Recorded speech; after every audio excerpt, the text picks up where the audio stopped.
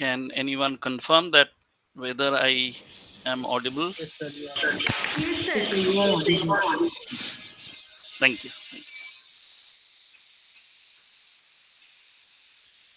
Just give me 1 minute to just open my slide.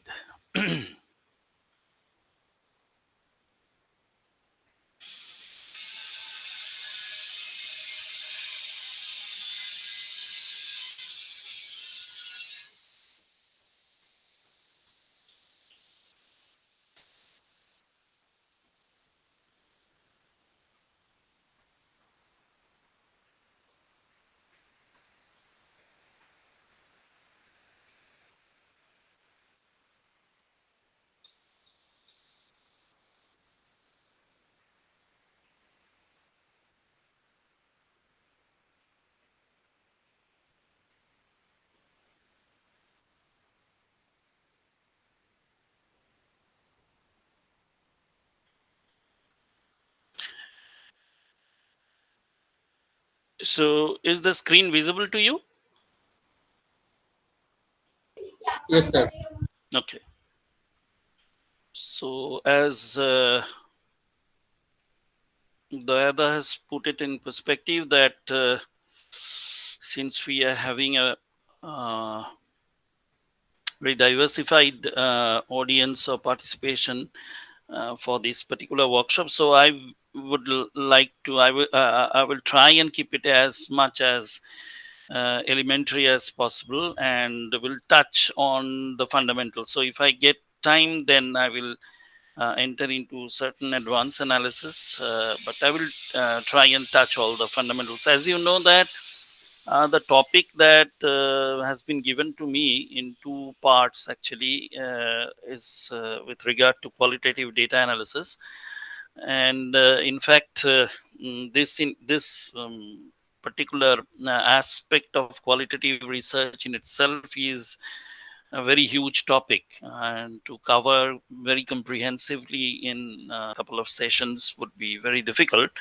But I will give you certain understandings about how qualitative analysis have changed over the years, and what we now see.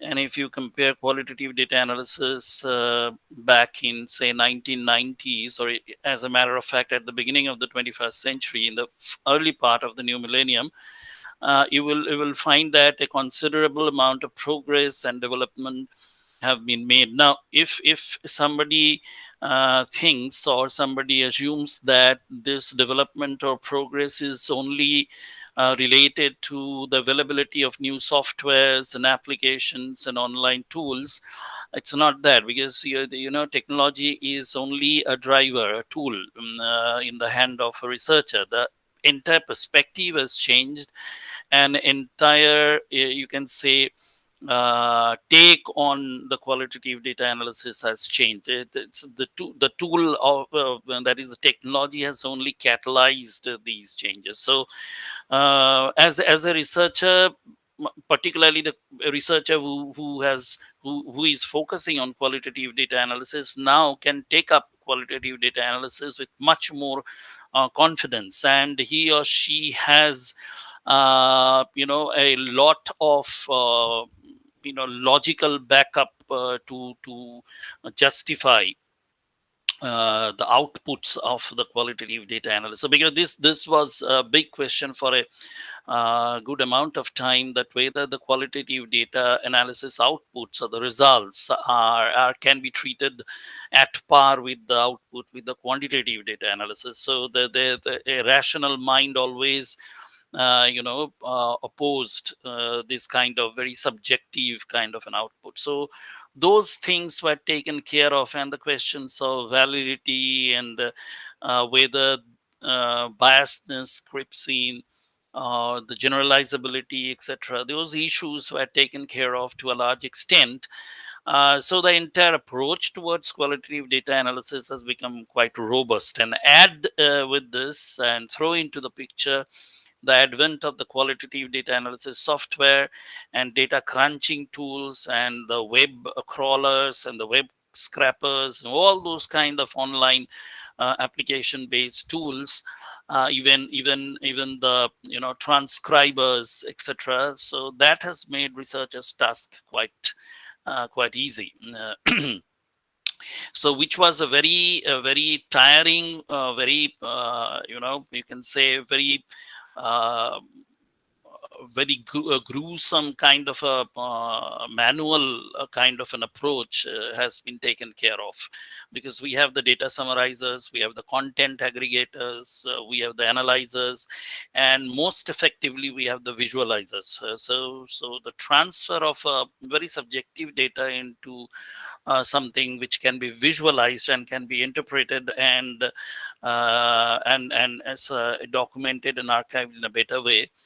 So those things have come into the picture. So I will try to concentrate on certain theoretical aspects that govern this qualitative data analysis. And while taking up a qualitative data analysis, you will be faced with different kind of challenges, because the qualitative data itself is a big challenge, and how to process and filter that particular data, and how to make that data fit for the analytical tools is a big task. That means filtration of the data, or the purification of the data, so to say, is a big challenge, or a big task ahead of a particular scholar or a researcher.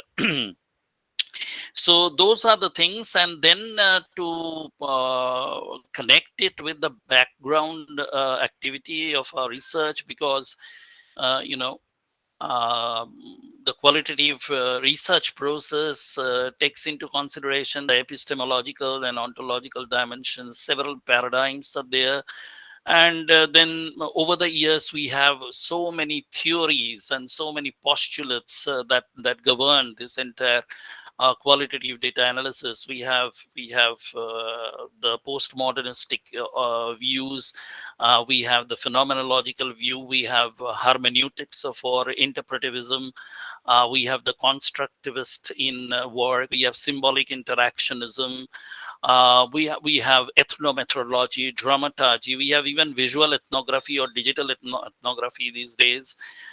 We have approaches made through social media. We have the SNAs, the social network analysis. So we have a number of governing theories and paradigms, which is the foundation for collection of data, through which process we will be collecting the data. Will you go for observations which are non-interventional in nature, or will it be observations which will be interventional? Will we go for a focus group kind of an data generation, or we will just go for a case study analysis? Will we take the help of a grounded theory and go for interpretations? These are all back end job and back end decisions that a researcher has to make. So your qualitative research design becomes very critical in collection of data, what kind of data you would like to generate. Because once you start generating data, normally in case of qualitative data, the repository of the data becomes very abstract in nature. Abstract in the sense that these days we are not only availing the textual data, but we are availing data in different shapes, different forms. Like it can be graphical images, it can be videos, it can be anything, digital artifacts, any information, or any entity that is collected by the researchers, which can be considered as a data. So those data, archival of those data, and creating a database of that kind of a data becomes very difficult. And if you compare it with the quantitative data, which can be archived very nicely, it can be tabulated in a very nice manner. So that it in itself is a big challenge for the qualitative data analyst, or as a matter of fact, the qualitative researcher.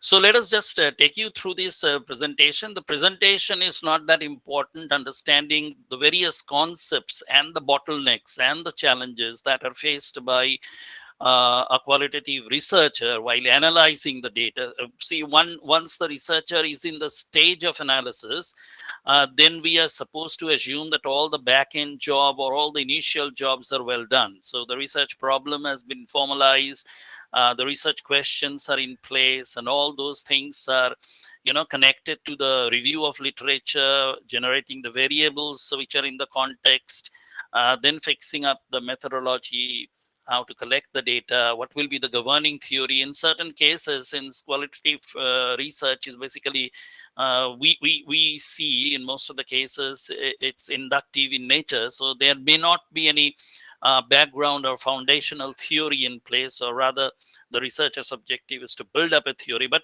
in certain cases, certain hypotheses, certain working theories which are still being experimented, or which are still being studied, and are still in the germinating stage, one can take help of those working theories as a ready reference, and then can build up his or her entire methodological approach.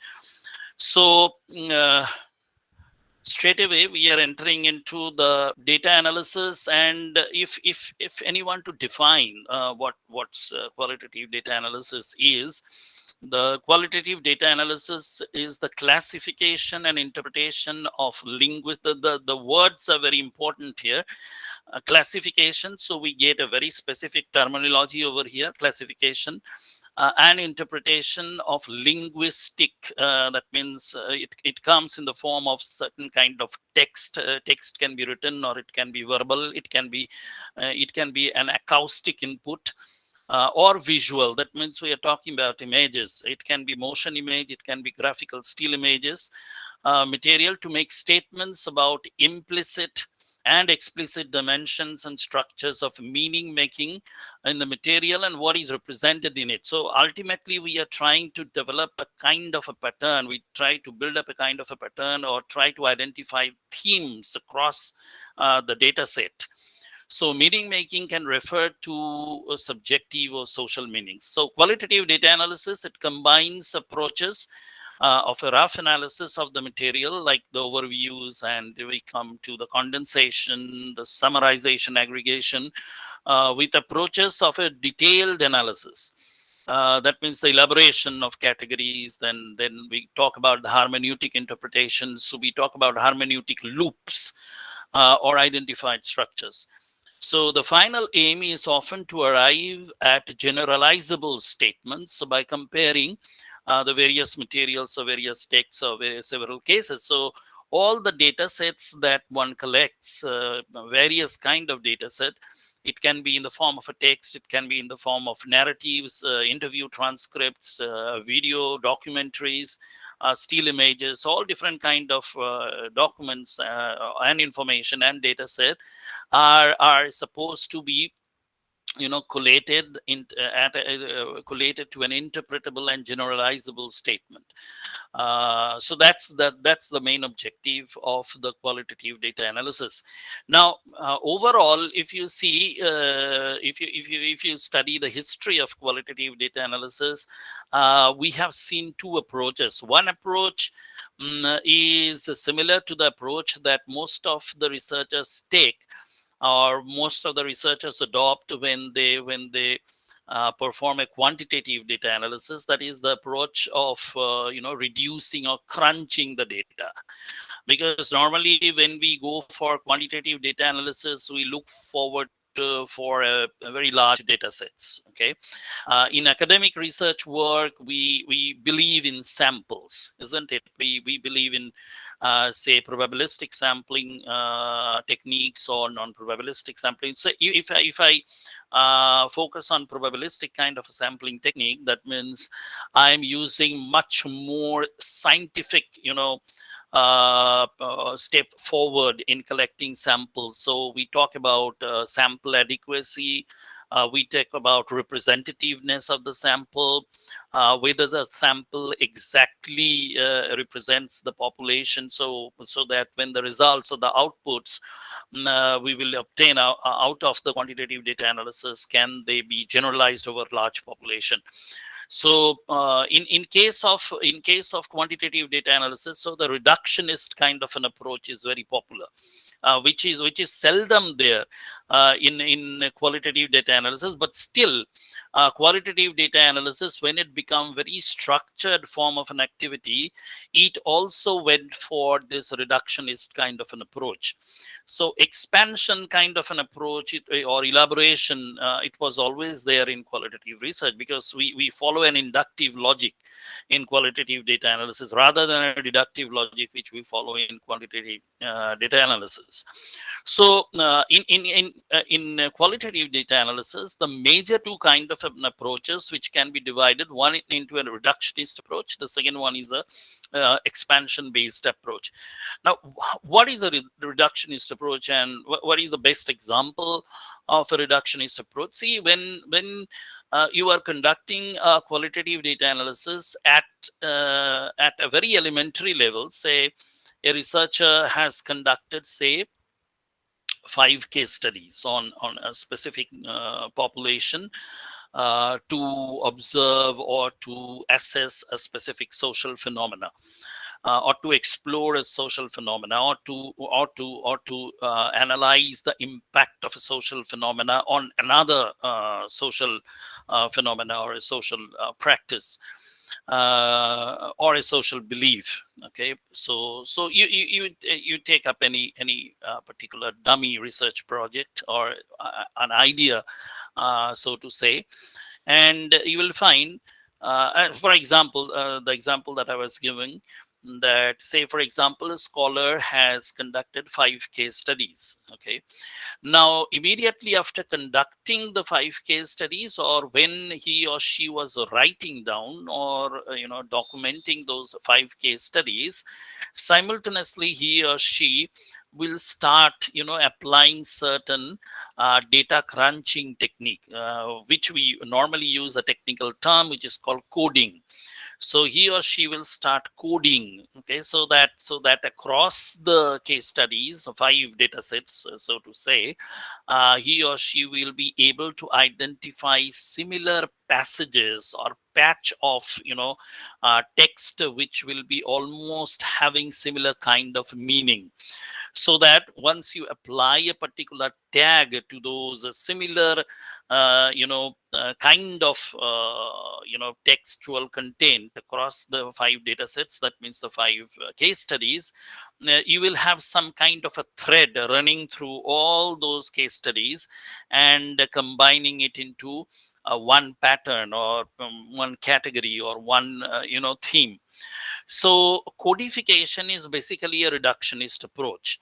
So if you have a very large data set, I am talking about only, say, 5 case studies. If you have 15 case studies, and then another 15 set of focus group interviews, and then another 10 set of key informant interviews, then you have done a individual in-depth interview. So if you have a multiple methods of collecting data, and you end up with collecting a huge amount of data, and remember, all these will be very textual data and very content rich data, then your immediate objective is to go for a data crunching or data summarization.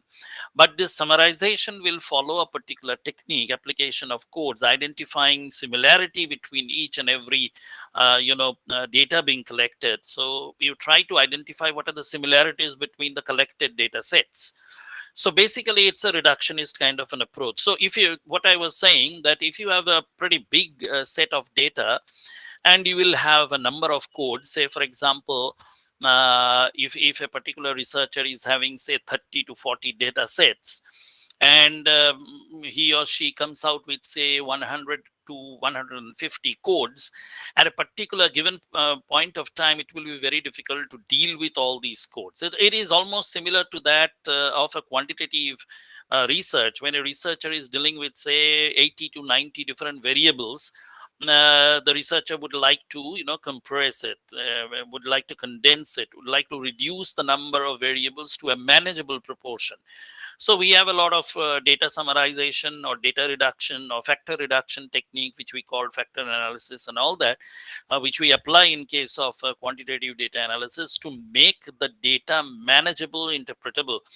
So in case of this qualitative data analysis also, the researcher can take this particular reductionist approach, whereby initially the data can be squeezed, can be condensed into code, so that the similar textual content can be captured through those codes, and later on, based on the code co-occurrences and code similarities, the proximity between the codes, the frequency with which the two codes occur together, on the basis of all these things, similarity and proximity of the codes, the codes can be clubbed and clustered into certain categories or certain super codes, because you will find most of the data analysis software these days, the qualitative data analysis software like Atlas CI and NVivo and Max QDA, QDA Miner, then Transana, a lot of data analysis software, they normally give you this opportunity to actually club the codes into categories. Okay, so the categories are functionally known as, in terms of those software language, those are known as the super codes. So gradually you find that the huge set of subjective data that the researcher has collected, that particular data has been reduced substantially by codification and then clustering of the codes to get certain categories. Okay, and on the other hand, there is a second approach to this qualitative data analysis, which is the conventional or the traditional qualitative data analysis that is conducted over so many years. That is the expansion approach. Now, expansion approach, it is more or less based on multiple levels of interpretation. So you make an interpretation. Based on that, you carry forward your research, and collect a set of data. You make further interpretation, go back to your earlier interpretation, and try to find out whether these two interpretations match with each other, or in some way are interconnected with each other. Then based on this interconnectedness, or even if they do not match with each other, you assume those two as independent variables, you carry forward your research. Okay, so in case of an expansion approach, it's basically the expansion of the collected data at a given point of time, based on which you carry forward. Like in case of a grounded theory, which is a very iterative process, you collect certain data, analyze the data, get the output. On the basis of the output and the results, you go for collection of additional set of data, conduct the analysis again. Based on that analysis, you will feel the requirement to collect additional set of data. So at every given point of analysis, you are going back to the base of your analysis. So it's a continuous back and forth kind of an approach. So this iteration basically expands your entire realm of activities, so with regard to this qualitative data analysis, and you make your entire data frame much more enriched by incorporating. So, for example, when a researcher or a scholar is not sure about the population, or the sample units, where it is located, or who actually can be the exact sample unit. So even if we are going for, theoretically we are writing down, we will be using purposive sampling, we will be using judgmental kind of a sampling, etc. Although we write it down theoretically, that will serve our purpose, and on the basis of the judgment of the researcher, sometimes the scholar feels it very difficult to identify the exact sample units. There are certain socio-demographic groups, or the geodemographic groups, which are very vaguely identified, or it's very difficult to identify unless and until they are contextualized, or you get the perspective right. Okay, so over there, probably this reductionist approach will not work, because initially we will not get an access to a wide array of data. So you have to depend on collecting data at every interval, so based on how the data behaves, the original initial set of data, how it behaves. So in qualitative data analysis, if you study the history of qualitative data analysis, you will find many researchers have recommended to go for a mixed method kind of a research, whereby triangulation is possible for all the methodological perspectives. So it may be a reductionist approach or an expansion approach. It doesn't matter. What most of the modern researchers are saying, or the researchers who are doing groundbreaking work in the area of qualitative research, they are not focusing on a single kind of an approach. Since they have reached to a very advanced level of their research work, they can actually conduct this kind of experiments. But the reductionist approach and expansion approach, these two are very distinctive kind of an approaches, and at an advanced level you can actually fuse these two things to create a kind of a triangulation. So if you go for an MMR, the mixed method research, actually you are going for a triangulation. uh, Now come to the challenges with data in qualitative data analysis, because this is the big thing in qualitative data analysis, because you know the sources of data, from where it comes from interaction. Isn't when you are interviewing someone, there is a dialogue being set up. There is a dialogical output, you get, so to say. So it can be written down. That means you are directly transcribing it, or you can record it, and you can, at a later point of a time, you can listen to that particular record, and then make a transcription of that particular thing. So qualitative data analysis, data in itself is a big issue. Now if we focus on the new age data, what we are confronting now.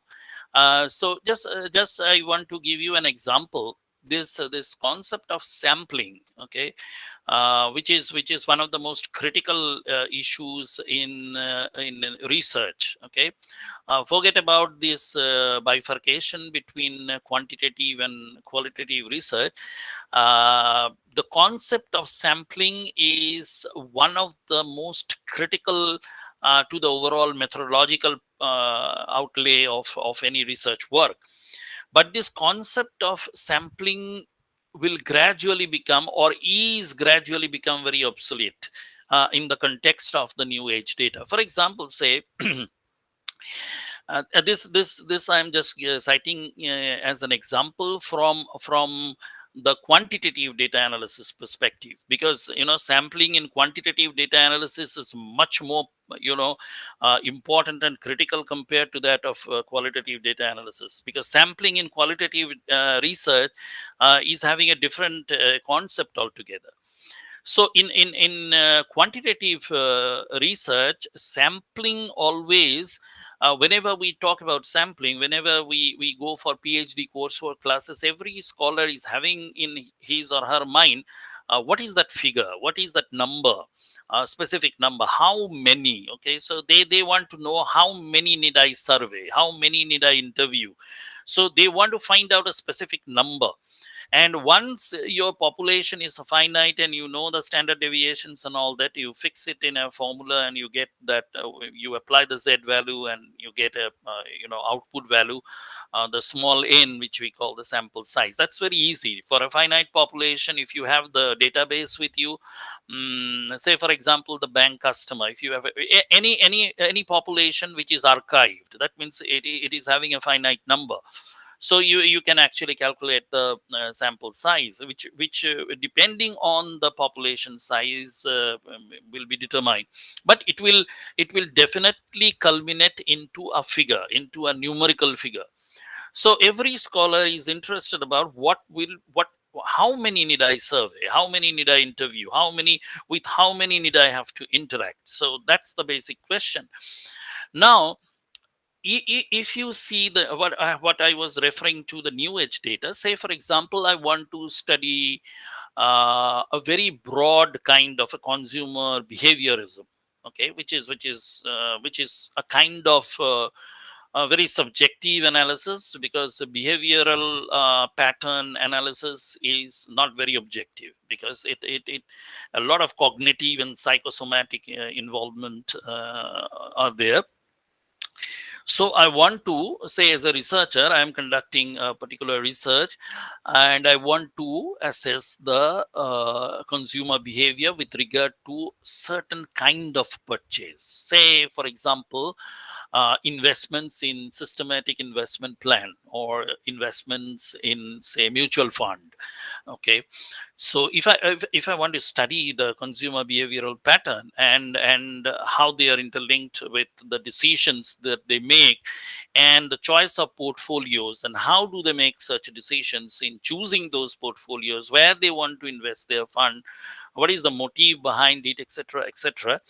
I can do this by either collecting the data through the physical channel, which is the conventional method, or you can say the traditional method of collecting data. So I can identify the population, then I can identify the sample, and then I can proceed for collecting the data with a very structured kind of a questionnaire, which can be fitted to a interval scale, or whatever scale that is deemed fit to collect this kind of data, etc. But say, for example, I want to study the behavior of consumer in making a decision in purchasing electronic goods on e-commerce platform. Okay, so basically what I want to study, I want to study the consumer behavior with regard to electronic goods purchase, say on Amazon platform or Flipkart platform, say the two most popular platform that we encounter on a day-to-day basis. Now the question is, if you have access to data, and if you have the permission to access, why do you require a sample? Because for an online transaction, if there are 100 transactions per day, the company can provide you with all the 100 transactions. So if a bank wants to perform consumer behavior research, or Amazon itself want to conduct a consumer behavior research, or Flipkart wants to conduct a consumer behavior research to identify which are the categories of products where maximum clicks have been registered, or which are the categories of products for which the people have surfed over the last 1 month, they would not like to do it on the basis of sample, because they have the entire data at their disposal. So if there is if there is, say, 1 crore transaction in a single day, the entire 1 crore transactional data with all the data features are available with them. What is the timestamp? What is the value of that particular transaction? What is the category of the product served? And what is the category of the product purchased?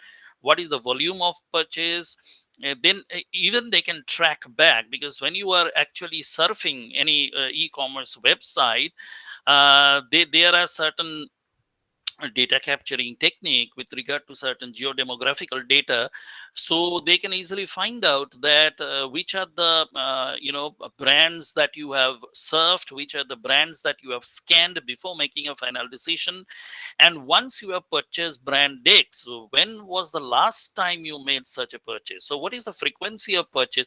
So they need not do a sampling, because they have the entire population in their hand.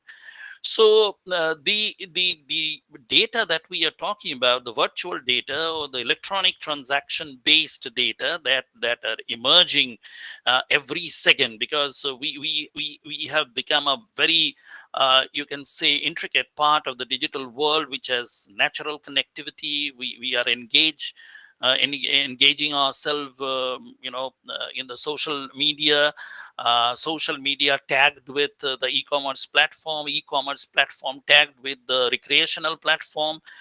So it's a network. Any kind of data arising out of this it doesn't require any sampling. Any company wants to do a behavioral research, they can use the entire population. So that's why I said the access to the data, if one is having on this digital platform or the electronic platform, they won't be required to conduct a sample, because sampling then would be a very obsolete, a very redundant kind of a technique, because you cannot capture the diversity of the population mix, or the diversity or the variation in the population uh, in the form of a sample. It's almost impossible to make a sampling frame whereby all the demographical parameters can be fed.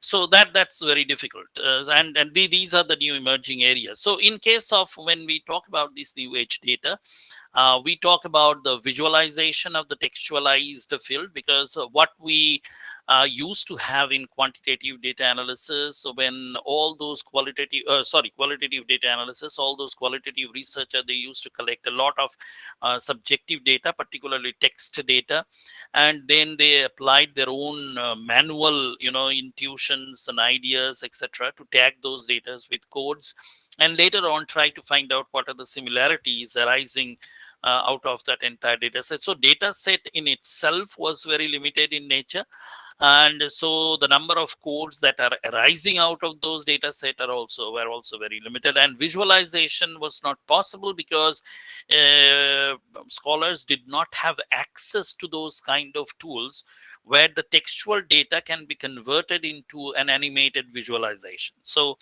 that is one of the characteristics of a new age data, and the flexibility of the new age data combined with the kind of application and software tools that you are having, that enables a scholar to convert a simple text into into a visual representation, which makes thing much more interpretable. Introduction of computer assisted qualitative data analysis software, which in short we call CACDAS. So as I've told you, there is Atlas TI and NVivo and QDA Miner and Max QDS. All those softwares have made our life easy. Qualitative meta-analysis, because what we are seeing as a trend, that once the qualitative data analysis is done on a set of data, that particular analysis and that particular data set is again subsequently used by the researchers. Particularly in case of collaborative research work, we see this kind of meta-analysis, whereby already those data which were used and analytical outputs are there, they are being used to make the qualitative research progress further. So we have seen intercoder reliability issues in meta-analysis also. That's one of the areas that's emerging, the intercoder reliability, particularly when a collaborative project, this actually doesn't take place to that extent in academic research area, because when we conduct our research at the academic level as a independent research scholars, that means when we are pursuing our PhD, the doctoral research, we are independent researcher. But when we are conducting certain funded research for the policymakers, in more or less we find that a lot of collaborations take place. So the same data set can be coded, can be clustered by multiple number of coders, multiple number of researchers who are involved or collaborating for that particular qualitative analysis, data analysis. And then one of the biggest challenge that qualitative data analysis and data analysts face are the validity check, because here comes the comparison between the quantitative data analysis and the qualitative data analysis, because most of the quantitative data analysts, since they are having a very objective kind of an approach, they are backed up by scientific rationality, why they are applying certain tests, if there are certain statistical tests, why they're applying, why they're choosing, what kind of an output they're expecting, and once they get that particular output, how they're interpreting, because they are getting an output which is very objective in nature, that becomes it's easy for them to interpret. There are certain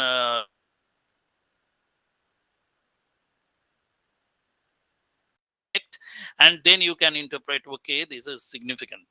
Say for example, we have the internal reliability coefficient in the form of Cronbach sulfur for any kind of a scale. So you get a certain value and you say, okay, the scale is reliable enough to be exercised or to be used. So that validity check is a big issue. So generalizability, can we generalize? Now, one important issue over here, I want to clarify, because I have heard from many researchers that they talk about representativeness and then they talk about generalizability. Okay, these are the two terms. So let me just stop here a bit and try to just explain one thing. Two terminologies. So one, you will often come across as a scholar. Also, you can come across as a teacher when you are guiding or supervising certain scholars. You will come across these two terms. One is called representativeness, and the second one we call it generalizability. Now, both these issues are very critical in terms of the output of analysis. Now, in many researchers over the years, during 1990s, early part of 2000, early part of the 21st century, they said that they studied the past research and they said that these two terms were often used interchangeably. But actually, these two terms cannot replace each other. So when we talk about representativeness, we are connecting the research question directly to the respondent. Okay, so we are basically connecting the RQ to the respondent. That means one of the sample units.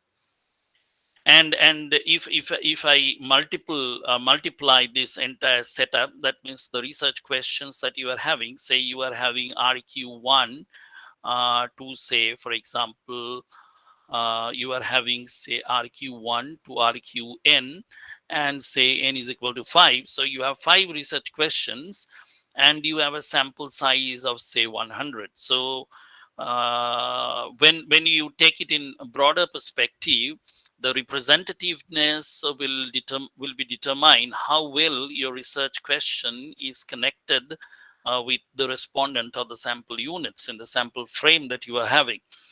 But while talking about the generalizability, we talk about how well your research question is connected with the research output.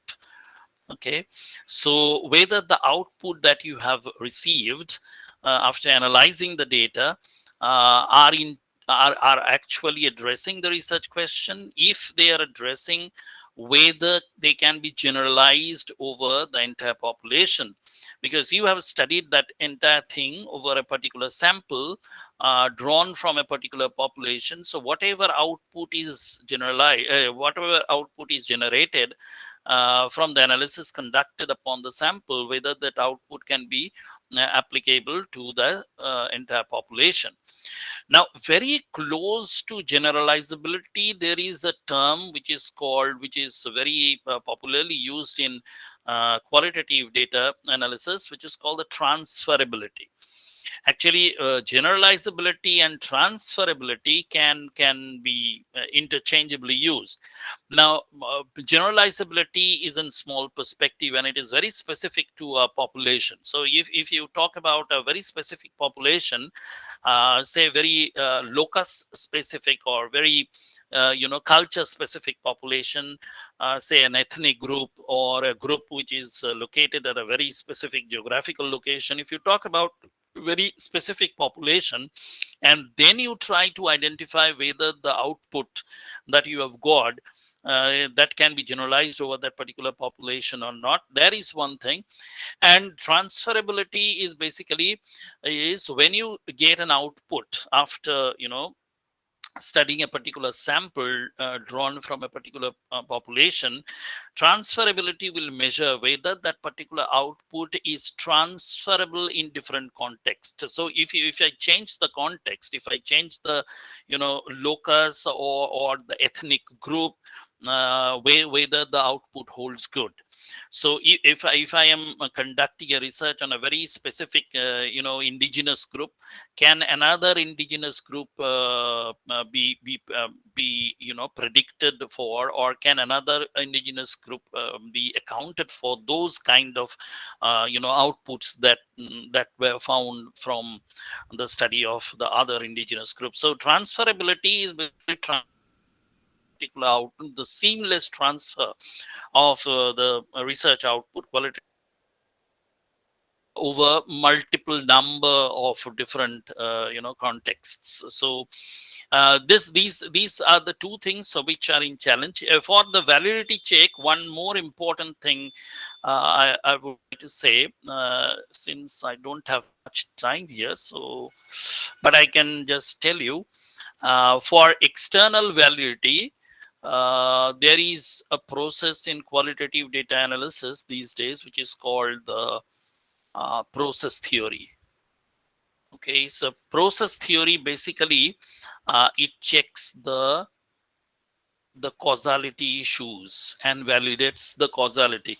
Now we for a pretty long period of time we thought that causality basically can be conducted, or causality basically can be assessed with the help of quantitative approach only, because we talk about causality, that means we are having two variables or multiple number of variables, one or more can be dependent, one or more can be independent, and then we measure, we can have a measure of this particular causality. But we have a number of predictive analytical tool over here. So we have a regression analysis, we have a nowadays we are having the neural network. So we have a number of these things, a number of advanced analytical tools with the help of which we can check causality for with the help of quantitative approaches.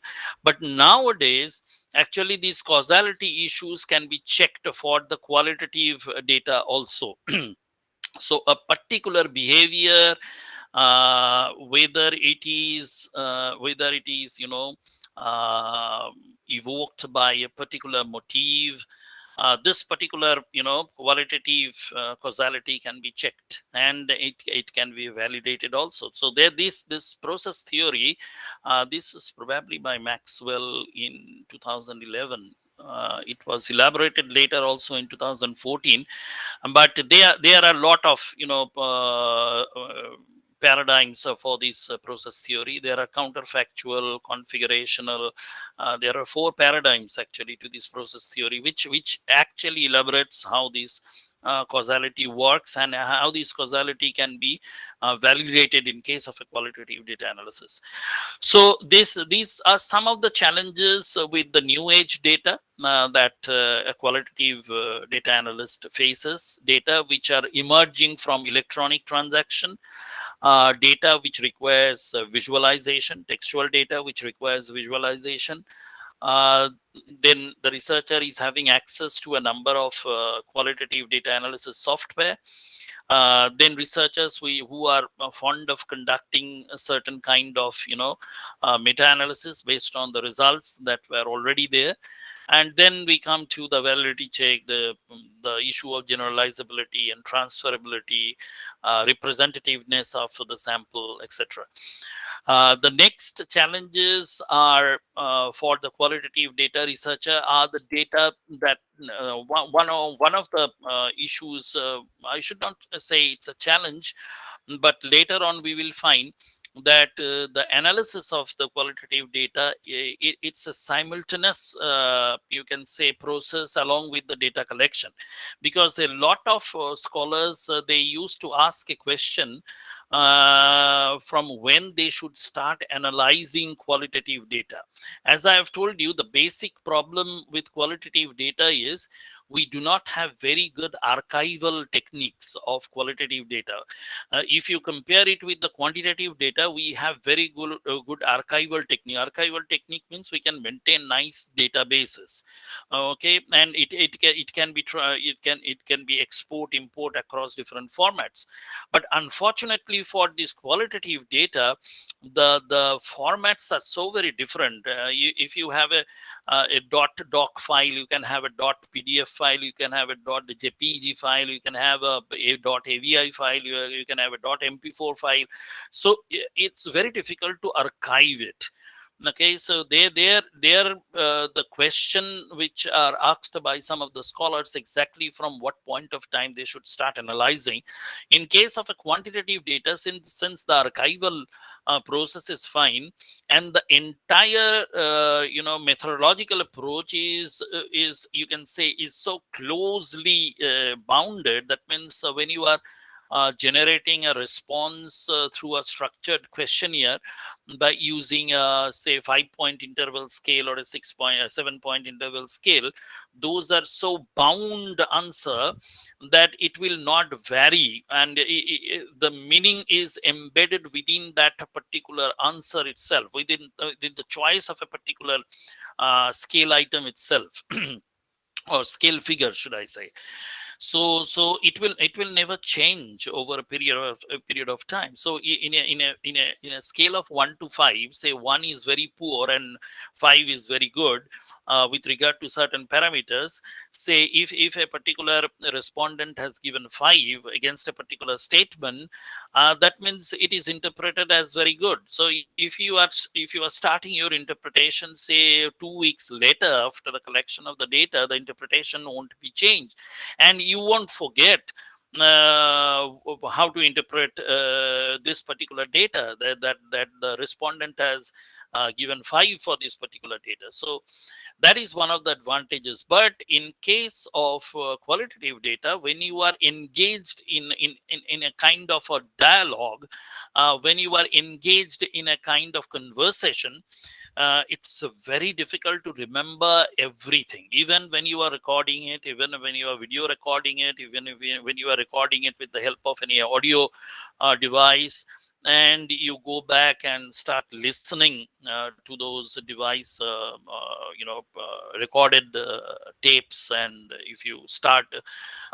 seeing all those video recordings, even then it becomes very difficult, because you sometimes miss the connectivity of the background environment against which you were taking that particular interview. So it's basically a parallel kind of an action. The moment, so if anybody asks, any scholar asks me that when the data analysis for qualitative research starts, it starts along with the data collection process. And in most of the cases, we have seen that the field workers, so when they are working in the field and collecting data with the help of any schedules, or they are conducting any focus group, without making much more intervention, just probing, they are noting down everything. So they have started analyzing the data right from the moment they are started collecting the data. So that's very critical, and that's very you can say a different approach from that of the quantitative data analysis. Now, there is one question that almost all researchers ask, that should we go for manual analysis, data analysis, the manual data analysis, which is very conventional, which is very traditional, or should we go for a software-based analysis? And most of the softwares are proprietary, so all the colleges, universities, leave alone the individuals, they do not have, most of them do not have access to those kind of softwares. Now, what will be the answer of a supervisor? So should I go for a manual kind of a thing, reading it thoroughly, all the data that I collect, all the data set that I collect, read it thoroughly if it is a text data, listen it carefully if it is a audio data, see and listen carefully if it is a video data, observe and analyze carefully if it is a digital artifact in the form of a text, graphical image, or any graph or any map, etc. So observations, reading, hearing, listening, watching, etc. These manual interventions should we focus more on this, rather than using applications which are readily available to us. Now, answer to these particular question is not that simple. So if you say, what is the decision on qualitative data analysis, the answer can be provided by seeing the bifurcation or the extremities of the activity. So the intensity of the interactivity and the researcher's intervention, if we take these two things as a bipolar kind of an entity. So intensity of interactivity, if it is very high, that means you are conducting high intervention oriented interviews and focus groups where you have to intervene or moderate quite a lot, etc. And on the contrary, where researchers' intervention and researchers' own thought process has to go, like collection of the artifacts, which artifacts, researchers' observation, where zero, almost you may not have any interventions at all, just observations of certain behaviors, etc. So depending on the interactivity, depending on the intervention without interactivity, that will determine what kind of data analysis you will end up with, and then to decide what kind of approach you will be taking, whether it will be manual, whether it will be very software or application based. But as I have told you at the very beginning, that any research, be it qualitative, be it quantitative, the human interpretation, the human thought process, the human involvement, how one thinks, how a researcher thinks, how a researcher perceives, okay, how a researcher actually analyzes, how a researcher digs out the meaning, all the hidden messages out of those benign content, that cannot be done by any software. Okay, so if you ask me what is of primary importance, I would like to say, or without any hesitation, that researchers' own thought process is the predominant kind of an analytical tool, and it cannot replace any kind of application or software. Makes things easy for you. So let the software do whatever they do best, like computing, like crunching, reducing, okay, like identifying the frequency, identifying the linkages. It's difficult for individual with the help of naked eyes to find out the linkages. Okay, you may miss out on certain links, etc. So networking, crunching, clustering, frequency distribution identification, so all these superficial things, if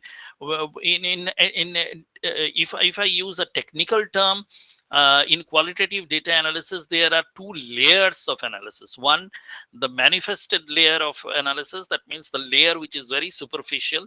That means when you create a word cloud, you create a number of times a particular term, a particular phrase, a particular word has been used across the data set.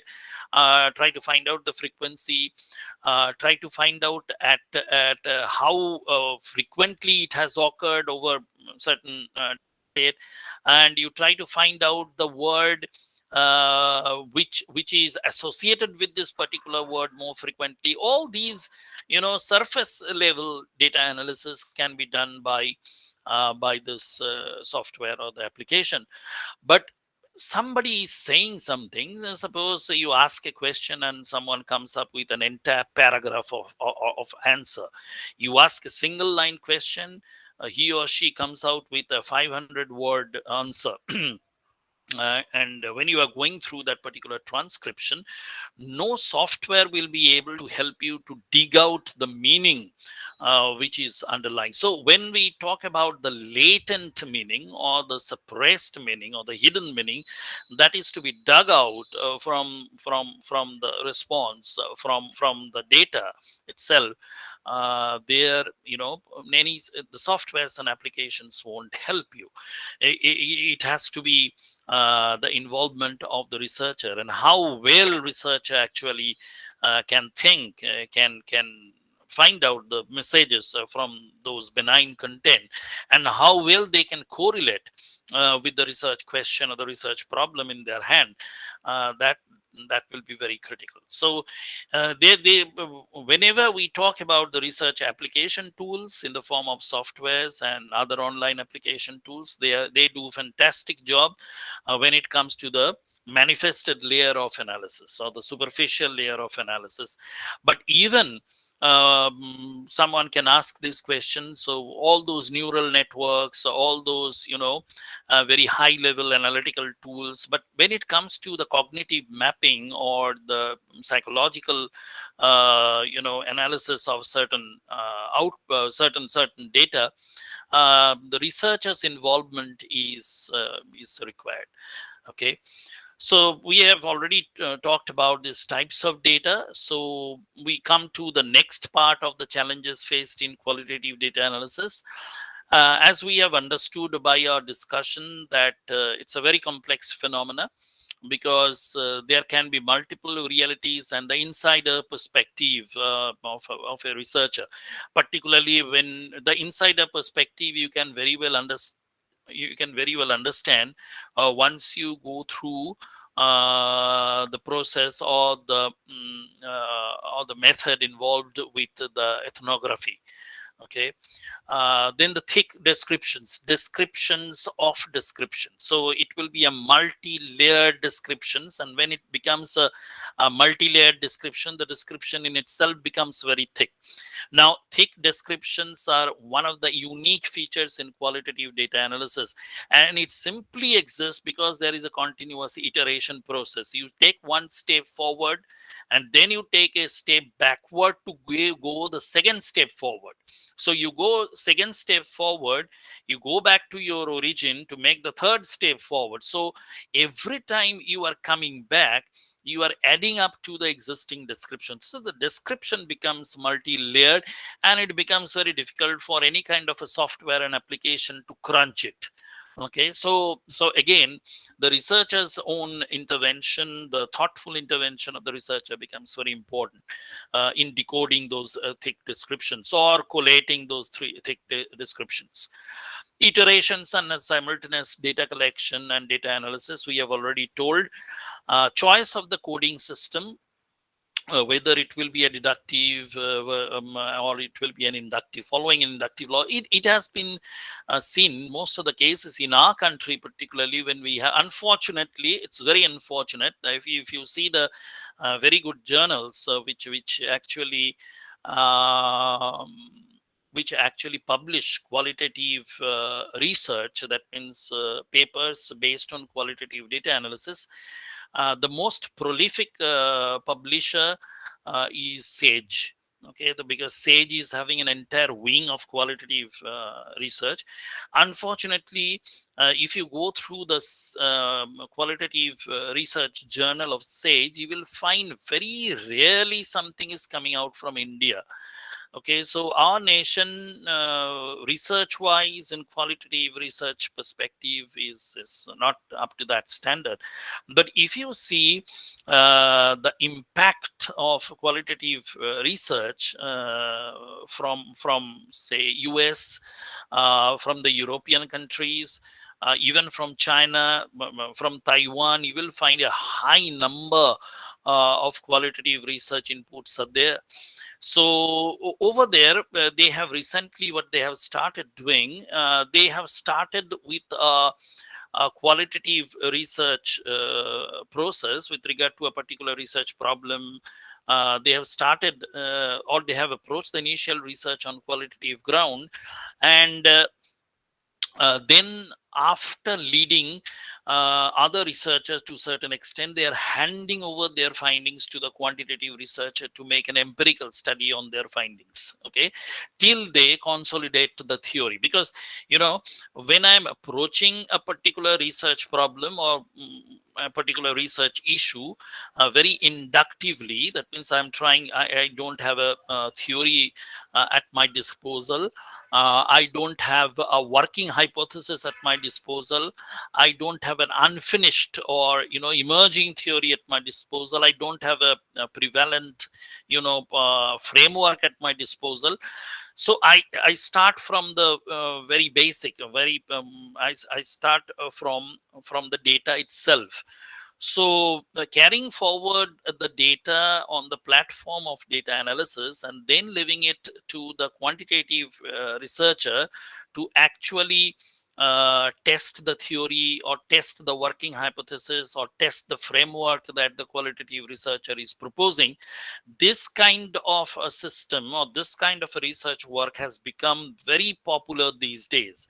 So you see a mix of a qualitative and quantitative kind of a research, or a theory getting established, or a framework or a model that has been developed by the qualitative research is empirically established by the quantitative research. So whether to use a deductive logic or an inductive logic while creating the coding system, it depends on what is your ultimate objective. If your ultimate objective is to actually test the inductive logic that you have used to develop certain hypothesis or theory or framework or model, then you should be using certain deductive coding system as well to leave your quantitative researchers, the peer group, with certain kind of a system with which they can carry forward their particular research and empirically test the things that you have given to them.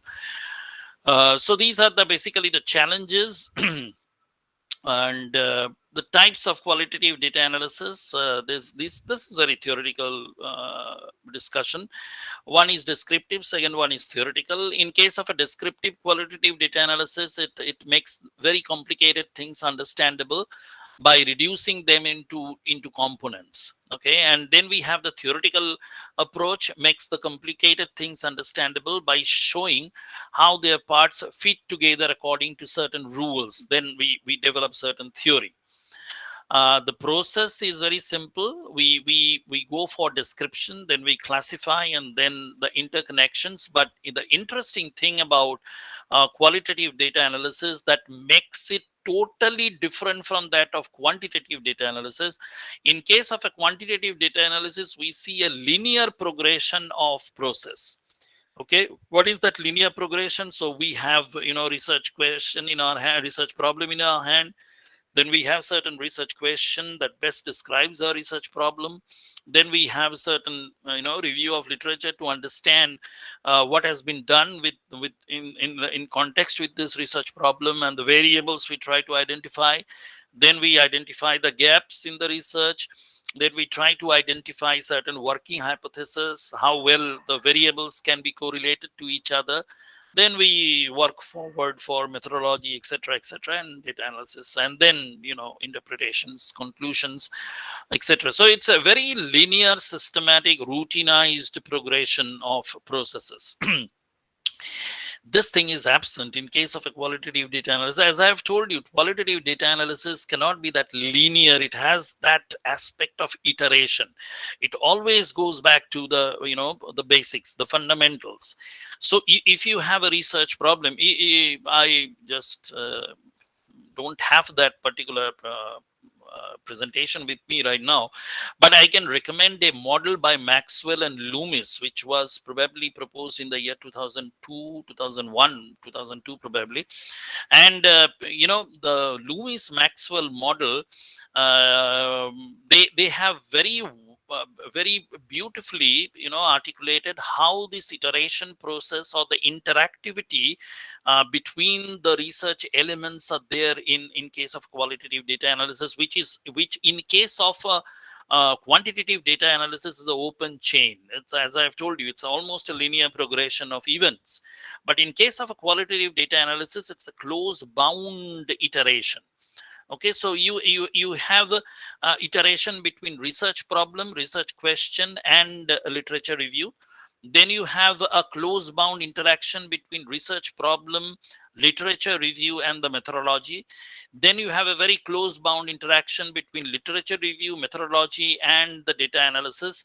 And you have a very close bound interaction between research problem, data analysis, and the literature review. So all these individual interactions or triangulation between these parameters of or components of qualitative data analysis makes the thing very cyclical in nature rather than linear. So it's very difficult to say. Once we describe the process or describe the data set and goes for its classification and try to find the interconnection, that's the end of the qualitative data analysis. We as a researcher may be tempted to go back and revisit our data set to find out whether the data set can be redescribed once more, so that there can be a reclassification, rescheduling of the clusters, and can we get a interconnectedness between the clusters or the categories that have emerged in a new way. So there can be new maps, there can be new interconnections, there can be new networks. Okay, so there is a continuous cyclical loop or a continuous back and forth process that makes the process flow of qualitative data analysis so very different from that of the quantitative data analysis. Now, a few things which are very important. The researchers or the supervisors or the teachers who are here, a few things are very important whenever you will be conducting qualitative research. The first very important thing is the transcription, because that is basically the base of the qualitative data analysis. So the transcription, since it requires a very detailed deliberation, transcription in itself, we in PhD coursework we used to have a very big chapter on transcription. So transcription, basically it's a process of textualizing the dialogical interactions. Okay, now it has four components. The first one is the verbal component. A verbal component means the interaction between the individuals. So whatever is being said, okay, so it's very linguistic dependent. The second one is the prosodic component. So what is that prosodic component? Prosodic component basically refers to how a thing is said. Okay, so what is the manner in which the verbal component has been delivered? Okay, and then the paralinguistic component. The paralinguistic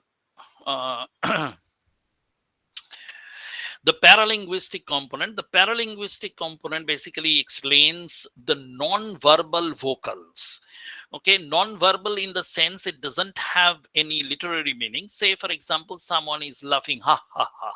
So these are merely sound vocals, paralinguistic component, but these are very important, when it comes to data analysis, qualitative data analysis.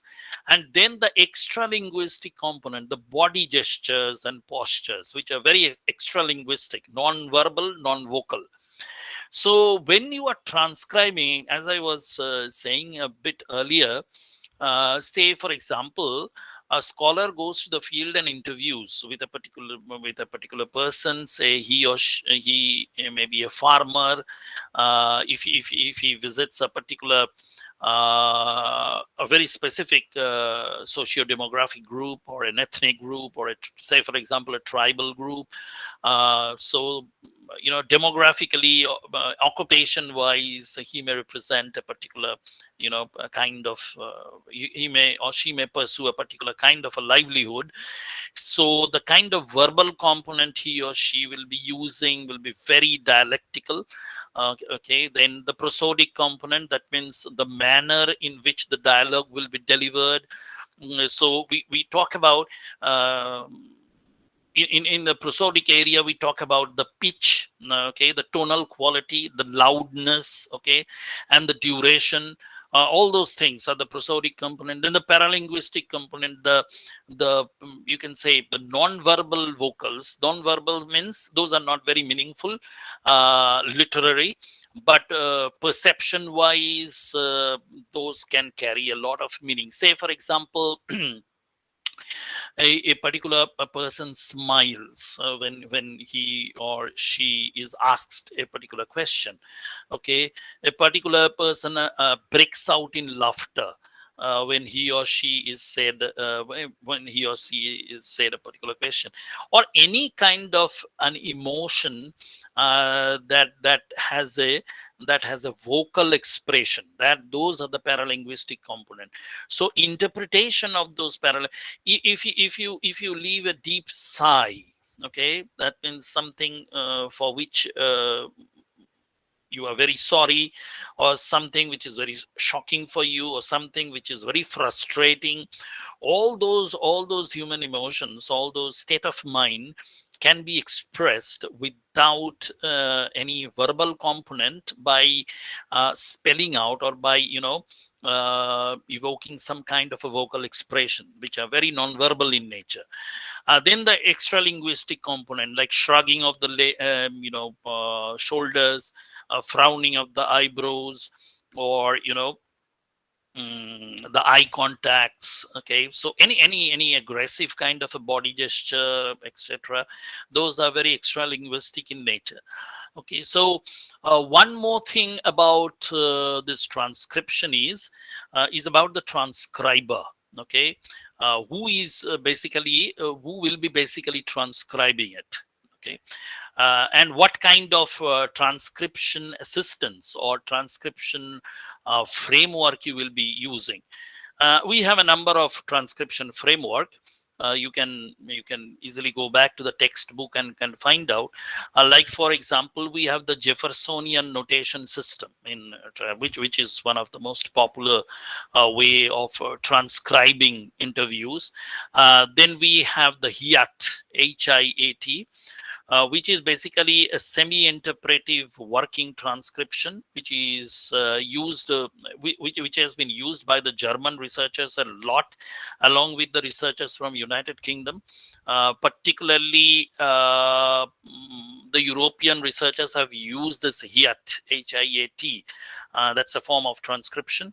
That's a particular art of transcribing any kind of transcription, like from acoustics to documentary, visual documentaries. But Jeffersonian notation for the transcription is one of a kind. Then we have the discourse transcription. It was proposed by Du Bois et al. In 2001.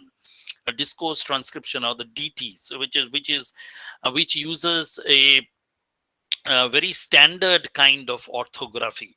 Okay, standard kind of orthography means Du Bois made it very easy for the transcribers. So they some certain researchers are saying that it has to be exact transcription. Now Du Bois and his associates said that even if you cannot make the exact kind of a transcription, it has to be transcribed in such a way so that across the transcription there has to be there has to be an emerging meaning. So discourse transcription by Du Bois et al. And then there is another one which is called the GAT2. GAT2 again has been practiced by the German researchers. And one thing you should ask me here, or you should be very interested to know. We talk about a lot of software in qualitative data analysis. Now the question is, are there any software for transcription? Okay, because as I have told you, these transcripts are very important. So are there any application softwares? And if there are certain application softwares, are they free? Because we normally look for free softwares. We normally look for the open source software, which can be easily accessed, and that should be recommended only. So we have one particular, so this we can put like this: technology for transcription. because transcription is the fundamental, you can say, unit for data analysis in qualitative research. So you can visit this website. The name of this application is Exmaralda. EXMAR small a LDA, small a and small l and DA. Now, Exmaralda, the full form is Extensible Markup Language for Discourse Annotation. So let me repeat it. Extensible Markup Language for Discourse Annotation. Now, the two researchers who introduced this Exmaralda, basically, the name is Thomas Smith and Kai Warner. Both of them are researcher in the Spatial Research Center on multilingualism or multilingual research, probably. This is University of Hamburg, Germany. So they introduced this thing in 1991, this Exmaralda. So this is a free software tool. You can easily use it. So it consists of a certain transcription tool, and it uses certain kind of a corpus, okay, a corpus metadata across which the transcription takes place. This is a tool which includes a query-based system also, a query which is basically based on KWIC, the keyword system. Okay, so the keyword inquiry system. So Exmaralda, this is a free software. So if you want to take certain use of certain software for your transcription purpose, you can use it. Then there is another software for transcription which is called PRAT, PRAAT.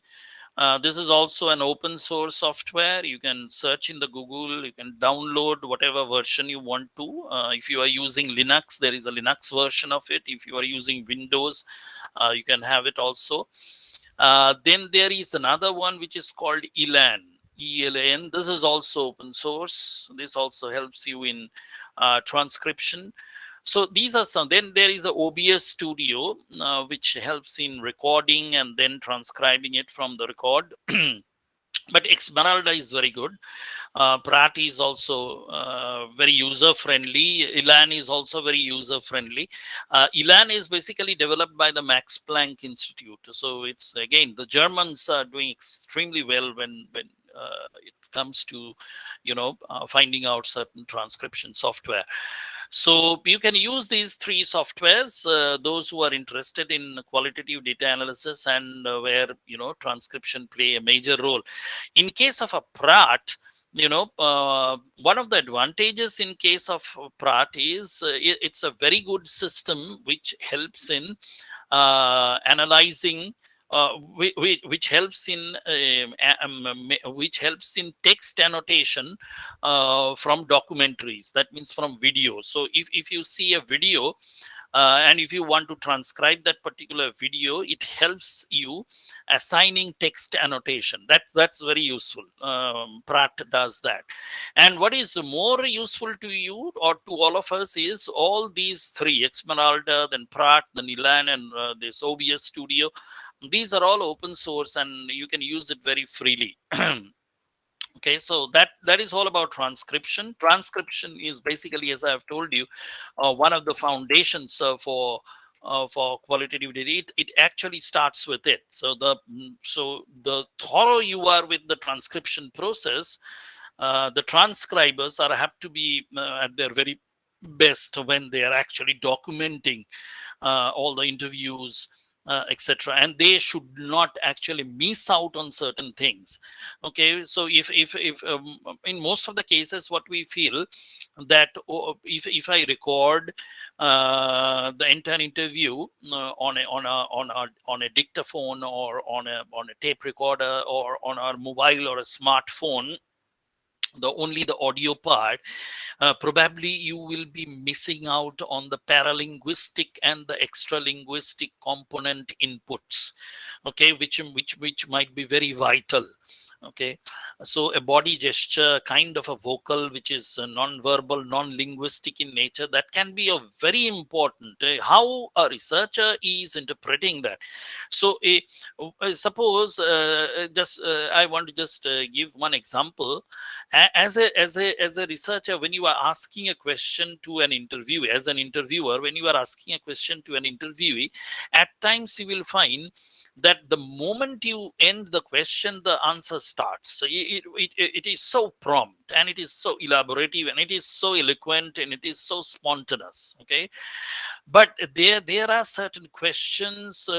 Once the interviewer asks that question, the interviewee takes certain time, pauses, then thinks, then again pauses. It's not that fluent, it's not that spontaneous. Okay, so you can easily imagine that something is going in his or her mind, and probably he or she is trying to avoid certain controversies, or he or she is trying to be too diplomatic in answering certain questions. So when they're taking those pauses, when their eyeball movement, eye contact, when their body languages, gestures, etc., it changes, then probably you can realize that something is not very lucid or fluid in the answer. And then the interviewer can come out with certain probing questions which are very instantaneous. So those are not in the schedule, because you want to dug up something which this particular interviewee is trying to suppress, or trying to being very diplomatic about. So this transcription, the art of transcribing, is very critical in qualitative data analysis. Now, as I've told you, that the second most important thing after transcription, because once you transcribe it and put it in pen and paper, then comes the sequential tasks of coding and memoing, and then categorizing, etc. So one of the important tasks in qualitative data analysis is coding. So coding is the process of assigning a word or a phrase to segments of data. So you are tagging. You are basically assigning a tag. Sometimes, a tag. We have seen that, these days many researchers are assigning certain smileys to as a coding, many kind of emoticons as coding. So they have taken it to a next level altogether. So when you are going for an experiential engagement of certain, say, I saw a PhD thesis of one of the researchers who did a very good research on tourism, the tourist behavioral approaches for certain, artifacts. So that particular researcher, he used a number of emoticons for coding, assigning certain codes, and for each and every emoticon they have tagged those emoticons with certain kind of experience that the tourist was reflecting during the time of interaction. So basically, it's a process of assigning a word, a phrase, and now we can say we can easily assign an emoticon also to segments of data. Now, one more important thing when we talk about segments of data, because you will come to know once you start analyzing the data, this segment, okay, this segment in technical term, when we use that's those softwares, it's called the quotations. Okay, so what is a quotation? Basically, a quotation is basically that part of the textual data, or a part of that visual data, or a part of that, you can say, a film or a documentary, a specific part that has been selected for coding. Okay, so if you have selected this part of the text for coding, this is basically the quotation.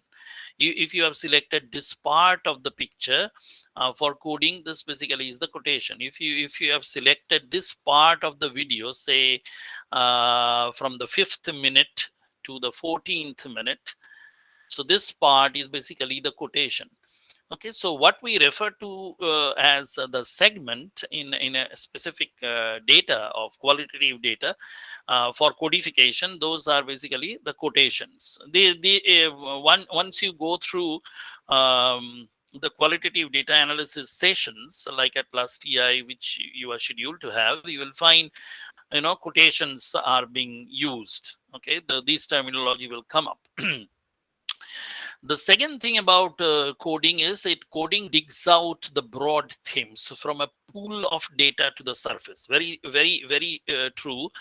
That whenever you are coding, that means you are trying to unearth the hidden meanings, or you are trying to dig out or mine out the meanings which are underneath those benign statements. So okay, so if an interviewee is speaking about certain phenomena or about certain experiences or about certain processes or about certain adoption or about certain government schemes which have been implemented for them and their experience with those government schemes, or about, say, for example, if I want to be very specific, say about the digital inclusion initiatives that certain our government has taken, if they want to come out with these kind of experiences and opinions and views, etc., uh, beneath those all those stated comments, there can be something very, very hidden, very maybe their overall motive is reflected,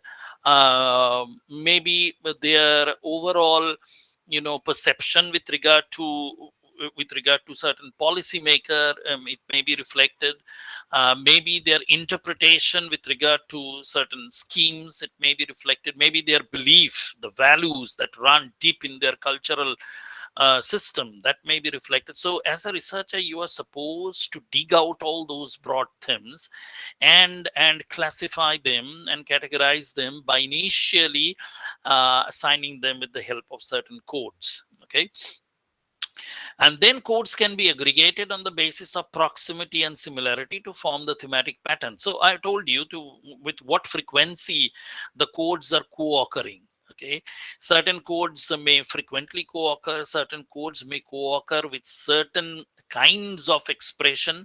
So you need to find out those words which are in very close proximity with the codes itself, with the segment or the quotation against which we have applied the code. So you can easily identify the thematic pattern across the data set, because you will be coding and classifying, and you will be trying to identify the pattern across multiple number of data set that you are accessing. So this is overall the coding system, but there are certain types of coding, and these types of coding, it actually vary in different stages of the research. So you have the initial coding, you have the axial coding, you have the selective coding. So let us just take a very brief look into it. This classification was done in 1987 by Strauss. So there is an open coding system to start with. This is at the very preliminary stage of coding. So what activity you are involved in as a researcher? You are searching for the key ideas, or the issues, or the components, the events, and the incidents in the data which you want to code. And codes are assigned with flexibility. So at the later stage, if you want to change the code, or if you want to merge two codes, or if you want to split a single code into two different codes, all those things can be done. So the initial coding or the open coding is done with a degree of flexibility and keeping the option open, so that in the later stage you can actually modify those codes. The next step is the axial coding. This particular coding takes place when the thematic stage is being pursued. So you need to examine the initial codes that you have created and try to establish the interconnections between these codes. But if you are dealing with a very large data set, then you will have to take up another process in between, which is called the categorization or clustering of the codes to create the super codes. And then you can try to find the interconnectivity between the clusters. But if you are dealing with a relatively small number of data set, then probably with the initial set of code, when you finalize and you try to find out the interaction, you can do so. So codes are clubbed into clusters under various themes. Then comes the selective coding, the conceptual and generalization stage. The analytical categories are drawn from codes and identify the data that supports the conceptual category. So that's the selective coding. I will just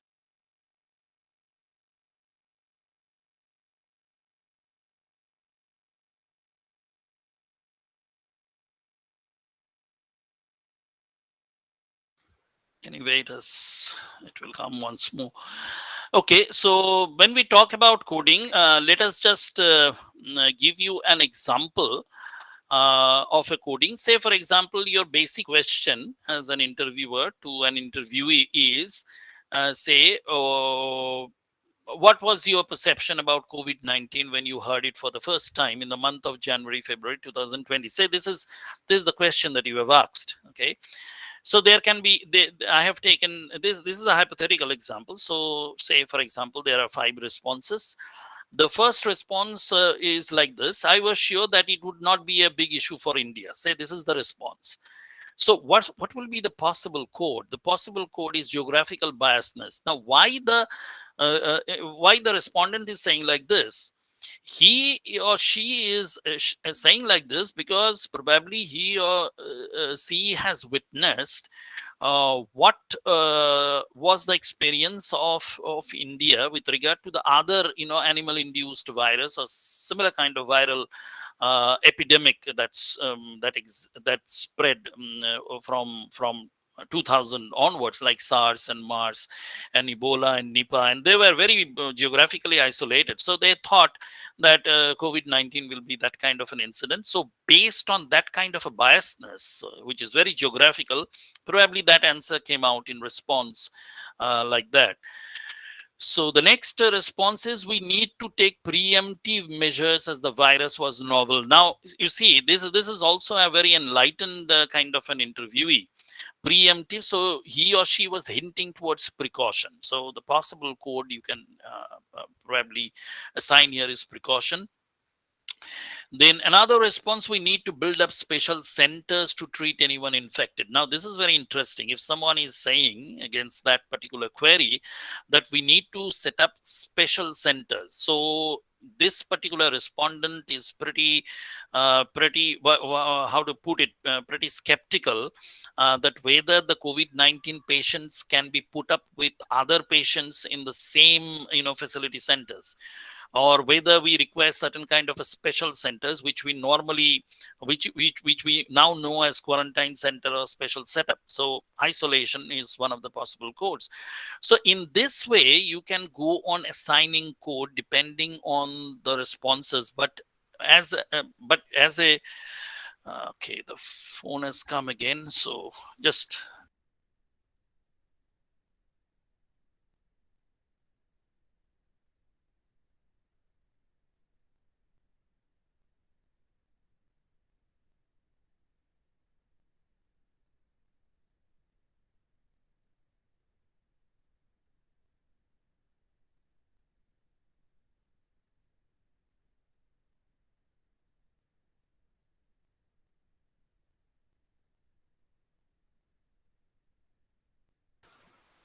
sorry for that. Any question?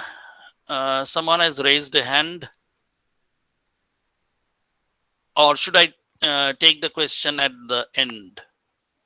So you can take the question at the end. I mean, No, if you so you have can anything in continue. your mind, you can.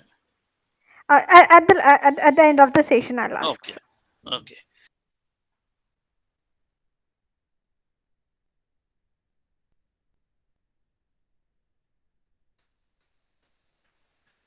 Okay, so that was a kind of example and the codification that you can do. So you see, even if it is a very interesting answer, in these cases the answers are very interesting, or people are saying, just if an interviewee is throwing that okay, the COVID-19 won't be a big issue for India, this is a pretty benign kind of an answer, a very nonchalant kind of an attitude being showed by an interviewee. So you need to find out what exactly this person is trying to convey, and when he is conveying this kind of a message, what is the ground belief based on which this message has been percolated.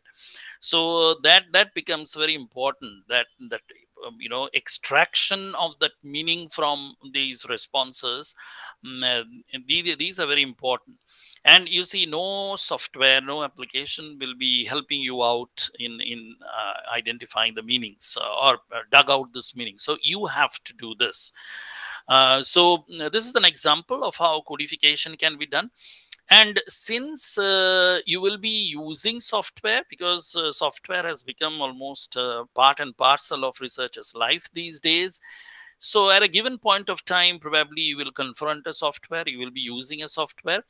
And while using a software, and when creating these codifications using the software, two very important terminologies are there. Those people who are more interested in social network analysis, for them also these two terminologies are very important. For qualitative researchers also, we will be using different kind of application tools for codification. The first concept is called the groundedness of a code, and the second concept is the density of the code. These two are very numerical values assigned to a particular code. So let us see, because these two, the groundedness and the density of coding system, the entire code or the coding system or the codes that you have created, that will be responsible for creating the super codes or the clusters or the categories, which in turn will help you to develop the themes, the networks, okay, and it will help you to identify the pattern. Fine. Now, to understand what groundedness and density is, this is like this. In particularly in Atlas TI, this can be easily seen. In other softwares also you can see it. Suppose you have codified something. Okay, say for example you have used a code, say experience. Say this is the code you have used for a particular text. Okay, and if there is a particular coding, say for example the two numerical values, one is say 4 and one is say 2, and this 4, it's basically the groundedness, and 2 is basically the density. So what is groundedness? The groundedness is the number of connected quotations. So as I have told you, say a quotation is basically a part of the text, isn't it? A part of the documentary, part of the still image, etc., which you are selecting and then assigning a code. You are selecting and then assigning a code. You are selecting and then assigning a code.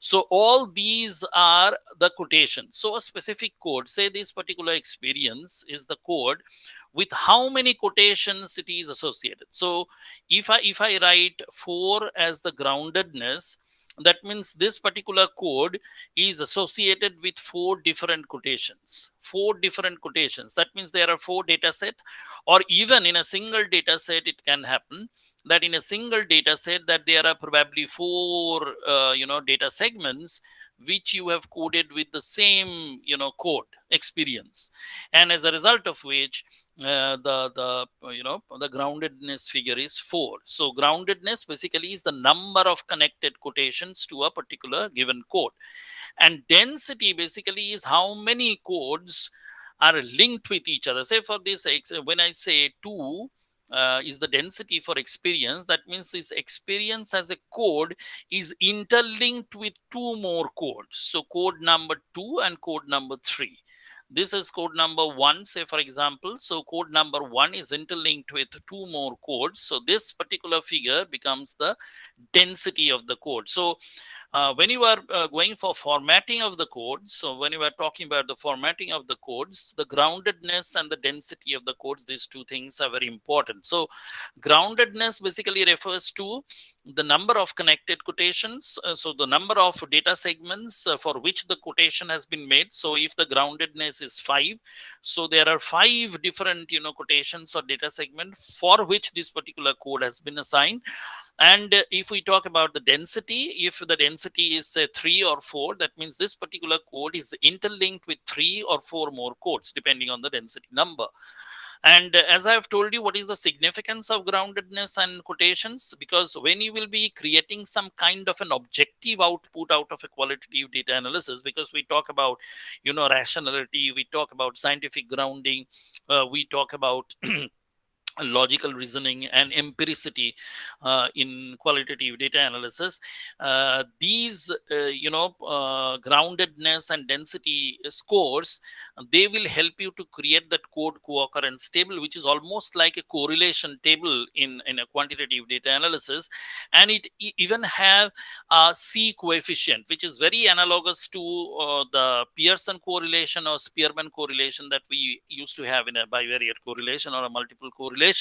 So a C coefficient, it is having a coefficient standardized output figure, significance value. So we can easily say between when the code are co-occurring with each other, whether that co-occurrence is significant enough to have a good interpretation and being documented. So that is the significance of groundedness and density. The next important thing are the memos. Now, memo basically are the theorized write-up of ideas of codes and their possible relationships as they strike the analyst while coding. Now, let's go back to our example. When you are actually coding this geographical biasness, suppose you are coding this, you see I have created an additional column over here for additional notes, if any. So if you are interpreting, or if you are actually interlinking any additional notes over here, why this geographical biasness, you can write a note over here. Probably it is because of the earlier event of SARS and MARS and Ebola and Nipah that were very geographically isolated. Probably that is the reason. So that's the memo. Okay, that's the theorized write-up. Okay, now if you ask me the question that how long a memo should be, or is there any word limitation, is there any sentence limitation? Memos does not have any limitation at all. You can actually feed in an entire journal paper as a memo. If you feel that journal paper is something which is connected to this particular code which needs elaboration further, you can actually use it as a memo. You can write paragraphs after paragraphs in case of memo. Okay, so it's not an issue that memo should have a word limitation or sentence limitation or phrase limitations, etc. It's just an elaboration of your own thought process. So it's a kind of a reflexive noting of very elaborative concepts, and those provide explanatory and analytical foundations, you can so to say. Now there are two phases of theme development. One is this is the first one, the grouping of the codes on the basis of proximity and similarity analysis. Categorization and clustering is followed. And then sorry, I just repeated this step. Actually, proximity and similarity, categorization, this step should not be there. It's just a repetition. So basically from there we try to develop this theme or the pattern.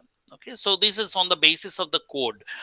But there is a second development of theme. We should not say theme, it's basically the theory development on the basis of the theme and the pattern that we get over here. So in the second phase we talk about the networking.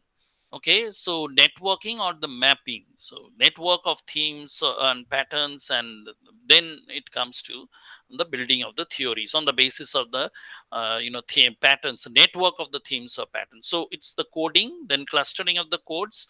So basis of the clustering and the proximity and the similarity of the code, we tend to develop the themes and the patterns, and based on the thematic similarity or the pattern wise similarity, we develop the network, which help us ultimately in building the theory or building a framework or building a model, or allow us to propose a working hypothesis. So this is all about, in very short, what qualitative data analysis is. One thing you should remember, that qualitative data analysis cannot be studied in isolation with the qualitative research design. So you should have always the research design in your mind. As I have told you, this data analysis in qualitative research is very funny thing. It's an iteration process, unlike the quantitative data, which is a very linear kind of a thing. So you need to continuously redefine what you have what you have stated to start with. You may be redefining. You say, for example, this particular thing I didn't touch, because this is a big issue in case of qualitative research, that what should be the sample size. Okay, that thing I touched a little bit, but I didn't touch it to that extent.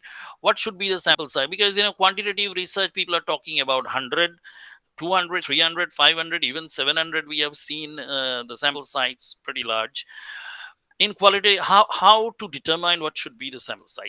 In quantitative, we have techniques. Okay, if we do not have a finite population, we have to we have the estimations. Okay, with 95% confidence, we need to find out what will be the sample size.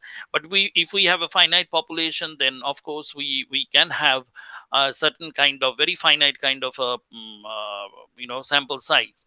But what happens in case of qualitative data analysis? What should be the sample size? It's very difficult to say what should be the sample size in case of a qualitative data, qualitative research, because in case of a qualitative research, we have seen seminal work, beautiful work, groundbreaking work with only 12 to 13 samples. So it is not the quantity of samples. It is not, no, it's not the numerical figure how many samples you are actually accessing, or you are in a you will be able to access. Okay, so it's basically whether that particular sample helps you in totally exploring the phenomena under study. Because when we are actually conducting a qualitative research, in more or less we are exploring certain social phenomena. So that is the objective. And in case of this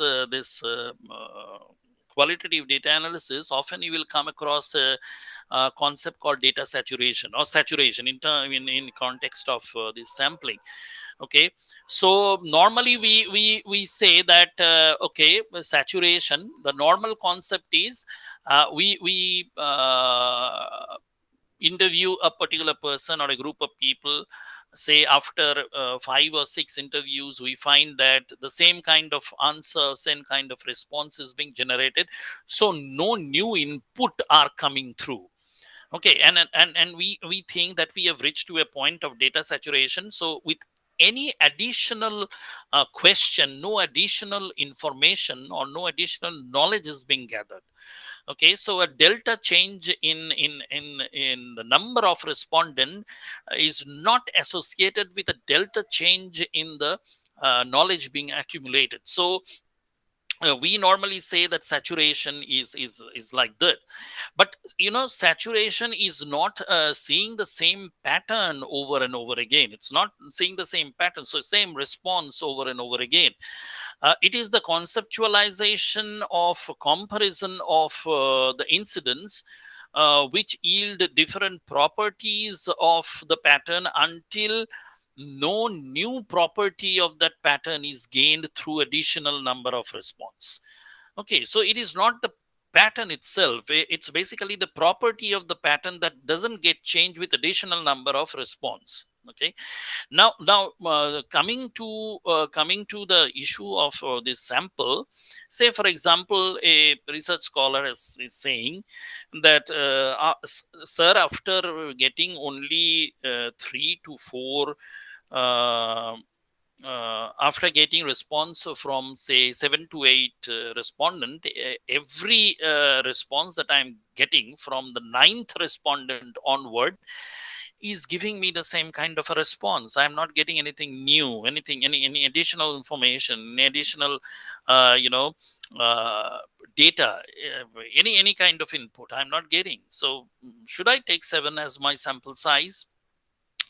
Then as a supervisor or a teacher, we would like to recommend or advise a scholar to go back to your objective, okay, that you have framed, the objective that you have set on the basis of the research problem, the research question, the review of the literature, and then you have set up the research objective.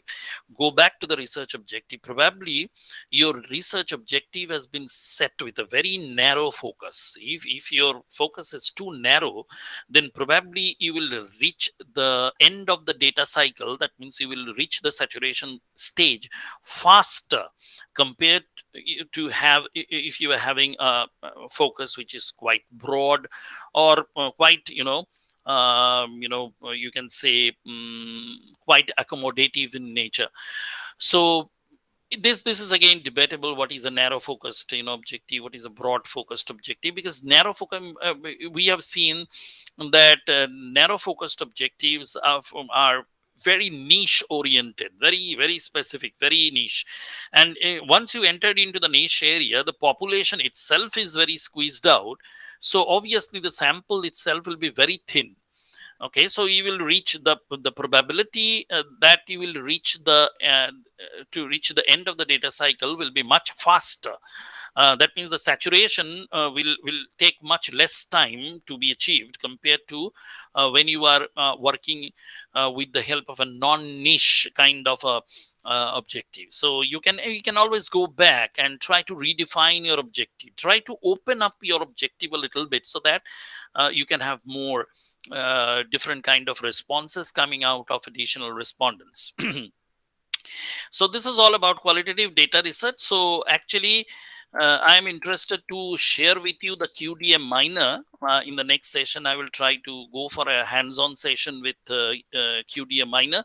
Now, why QDM minor? Because the other three popular software which are available, like Atlas TI or NVivo or MaxQD, all those three, even QDM minor also, all these four are proprietary software. That means they come with a price. So most of the universities and colleges, they do not have this kind of a software to be accessed. But there is a version of QDM minor which is called the QDM minor Lite.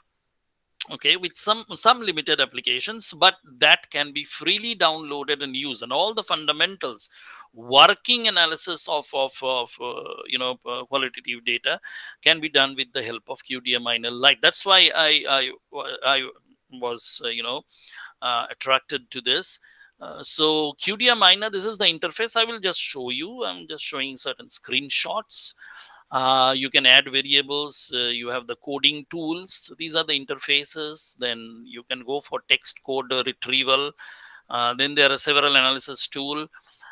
Then the visualization, which is very important. This is clustering. This is a dendrogram formation. Those who are very much well aware with the quantitative data analysis, particularly cluster analysis, they can easily recognize this picture or the diagram. The dendrogram formation on the basis of agglomeration. This is a heat map, again, based on the agglomeration or the dendrogram formation of the codes. That means similarity of this is almost like a tree buildup. Then this is the superficial level or manifested level analysis, the frequency, the word cloud, etc., which makes again the visualization perfect. This is important. As an analytical output, you are supposed to have the networks. That's very important. Okay, so networks basically helps you in developing and writing out the theories, because now you are ready with all the thematic connectivity or the pattern connectivity to identify how the theory can be written out. Okay, so I have used certain references, and thank you very much for your patient hearing. So we can do two things. One, just give a little pause here, and when we come back, we can start with a question answer session and then carry forward with the hands-on with QDM minor. Okay, sir. Okay,